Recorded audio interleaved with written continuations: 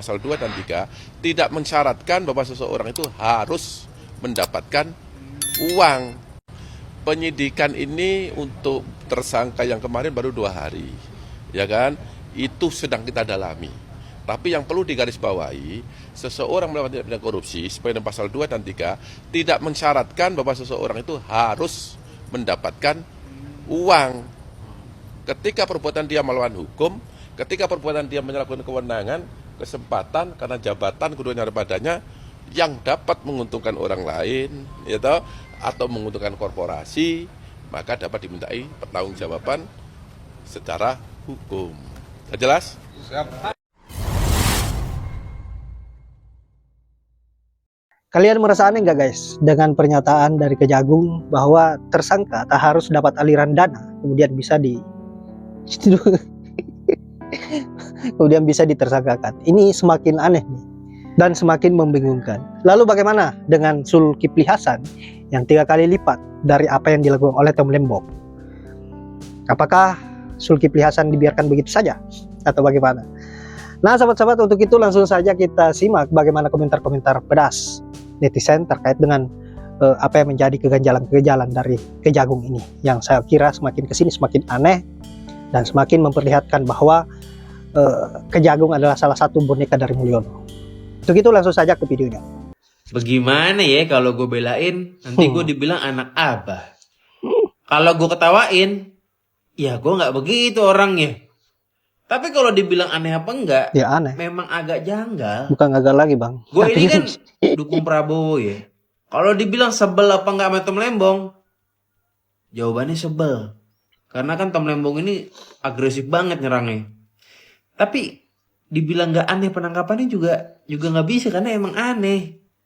Banyak yang janggal gitu loh. Aliran dananya nggak ditemukan. Kalau ngomongin impor gula, semua menteri perdagangan impor gula. Kalau ngomongin jumlah impor gulanya pun bukan dia yang paling tinggi. Kasusnya pun kasus lama. Gimana ya? Ini fakta baru yang tidak disukai oleh kaum 58%-nya. Fakta bahwa Kejagung yang sudah menahan atau menangkap Tom Lembong itu belum punya bukti yang kuat. Bukti yang membuktikan bahwa Tom Lembong itu terbukti korupsi. Entah itu menerima suap lah, entah itu ambil bagian lah, atau apapun itu. Kejagung masih belum punya bukti untuk menjerat Tom Lembong. Tapi sebelum itu kita tonton aja dulu beritanya, biar sama-sama jelas. Sampai detik ini, penyidik dari Kejaksaan Agung belum menemukan indikasi suap ataupun gratifikasi ataupun fraud terhadap mantan Menteri Perdagangan Thomas Lembong. Kami kan masih fokus terhadap pemenuhan pasal-pasal sangkaan. Baik. Ya, hari ini kan baru beberapa hari. Oke. Nah, kita kan belum melihat bagaimana peran dari pihak-pihak yang terkait soal itu. Baik. Jadi jangan juga publik menjadi pesimis. Ya, Oke. saya kira gitu. Kalau tadi Anda katakan bahwa salah satu alasan kenapa Thomas Lembong ditetapkan sebagai tersangka karena di saat Indonesia sedang surplus gula, ternyata impor gula dilakukan. Tapi saya ingin sampaikan data bahwa yang melakukan impor gula bukan hanya Menteri Perdagangan Thomas Lembong. Menteri-menteri sesudahnya, Enggar Setiato Lukito, impor gula sekitar 15 juta ton. Agus Suparmanto, impor gula sekitar 9,5 juta ton. Muhammad Lutfi, impor gula sekitar 13 juta ton. Zulkifli Hasan, impor gula sekitar 18 juta ton. Jadi impor-impor gula itu dilakukan di saat situasi Indonesia juga surplus gula. Apakah itu akan diusut juga Pak Harli oleh Kejaksaan Agung? Nah, Mana kami mungkin mengusut perkara diusut. ini tentu berdasarkan dari laporan pengaduan masyarakat dan ini yang ditindaklanjuti. Ya. Oke. Nah, kita tunggu saja bagaimana seperti yang Mbak sampaikan tadi. Ya. Nah, di berita ini yang saya rangkum, alasan Kejagung menangkap Tom Lembong adalah yang pertama karena Tom Lembong mengeluarkan izin impor kepada swasta. Padahal izin impor gula kristal mentah hanya boleh untuk BUMN. Yang kedua, kenapa Kejagung menangkap Tom Lembong? Karena Kejagung bilang Tom Lembong itu mengimpor gula ketika keadaan stok gula di Indonesia sedang surplus atau lebih, tidak kurang. Tapi Kejagung sama sekali tidak bisa memberikan bukti bahwa Tom Lembong itu terbukti korupsi. Korupsi ini dalam artian entah menerima suap lah, mengambil bagian impor lah, atau apapun. Kejagung sama sekali tidak punya bukti yang membuktikan bahwa Tom Lembong benar-benar korupsi. Di dalam hukum, ya, kalau Kejagung masih belum punya bukti yang kuat yang membuktikan bahwa Tom Lembong ini korupsi. Korupsi ini dalam artian entah menerima gratifikasi lah, entah menerima suap lah, entah mengambil bagian lah. Seharusnya kan Kejagung tidak bisa menjerat Tom Lembong dalam kata penangkapan Tom Lembong atas dasar kasus korupsi impor gula. Karena kalau Kejagung memakai judul ini padahal belum punya bukti, ini namanya kriminalisasi. Oke lah, saya terima kalau Tom Lembong itu bersalah karena sudah mengeluarkan izin impor kepada swasta yang tidak semestinya.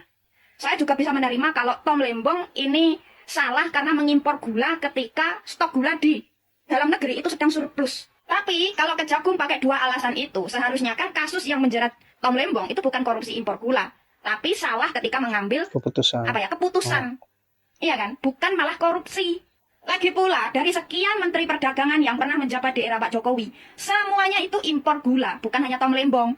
Mulai dari Pak Enggar, mulai dari Pak Agus Suparmanto, mulai dari Muhammad Lutfi, sampai yang terakhir Zulhas. Semuanya impor gula. Dan yang paling kecil nilai impor gulanya adalah Tom Lembong. Jadi lucu kan, kalau dari sekian menteri perdagangan semuanya impor gula, tapi hanya Tom Lembong yang ditangkap atas dasar korupsi, ini kan aneh bin lucu. Dan kalau Kejagung menangkap Tom Lembong atas alasan karena Tom Lembong sudah mengeluarkan izin kepada swasta untuk impor, padahal seharusnya yang hanya boleh impor itu BUMN, ya Kejagung nggak bisa dong menjerat Tom Lembong pakai kasus korupsi. Karena kalau kita pikir-pikir, dari 34 menteri yang pernah menjabat di era Pak Jokowi, hampir semuanya pernah mengambil keputusan yang salah kok. Hampir semuanya juga merugikan negara karena sudah mengambil keputusan yang salah.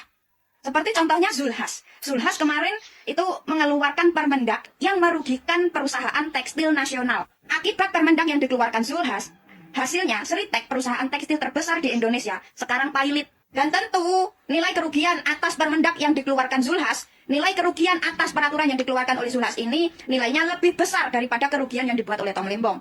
Bayangkan, permendak yang dikeluarkan Zulhas ini berimbas PT Seritek, perusahaan tekstil terbesar di Indonesia, pailit alias bangkrut. Nah, kalau Kejagung pakai alasan peraturan salah yang dikeluarkan menteri, harusnya Zulhas juga ditangkap karena sudah membuat Seritek pailit.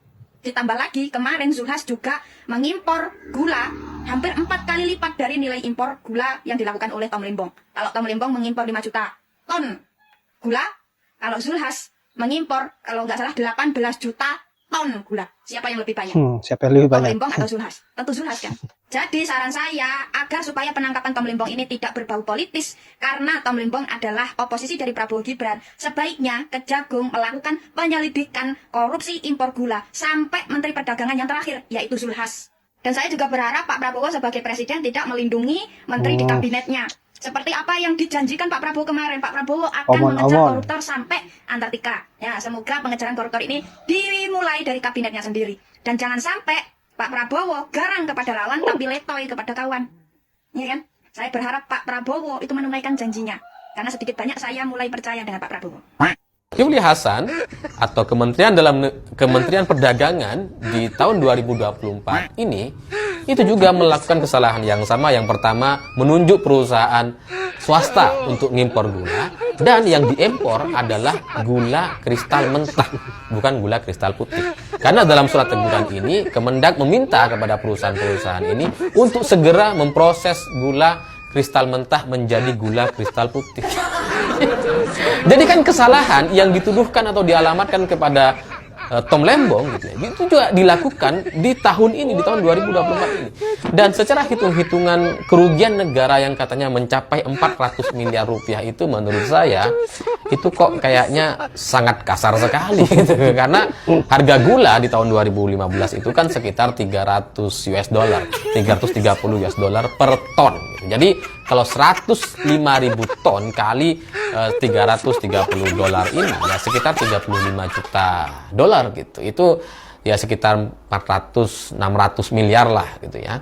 Yap, itulah komentar-komentar netizen, dan juga ada Bang Alipur Rahman terkait dengan apa yang menjadi keanehan pada Kejagung yang tidak bisa membuktikan bahwa Tom Lembong terlibat dalam korupsi atau menerima aliran dana agar bisa ditersangkakan. Tetapi ini tanpa ada aliran dana, kemudian Tom Lembong dijadikan sebagai tersangka dan ditangkap.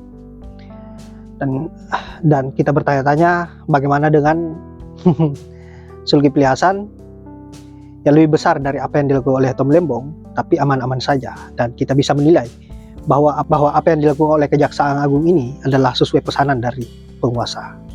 Tentu seperti itu modelnya. Dan ini sangat menyedihkan. Hukum sesuai pesanan kekuasaan. Siapapun yang menentang kekuasaan maka bisa ditersangkakan. Baiklah sahabat-sahabat, saya kira hanya itu.